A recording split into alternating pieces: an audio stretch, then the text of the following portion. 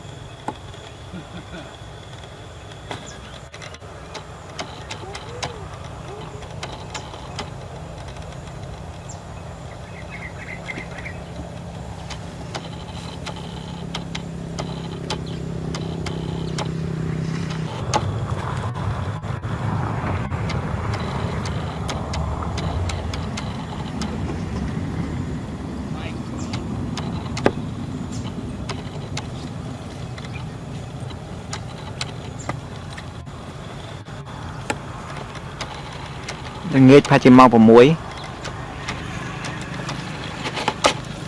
นี่แปดเต็ดเลยเต็มๆ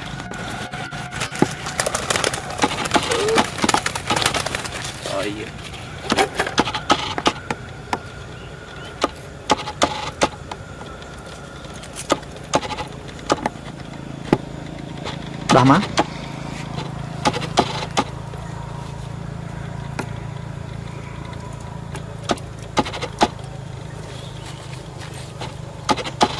trộm dạ đi bằng flat này là mùi tiệt chết nào à đó đã mùi tiệt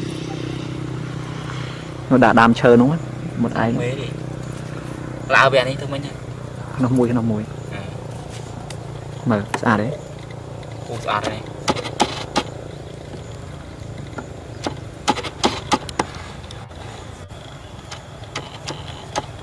trường thông thiết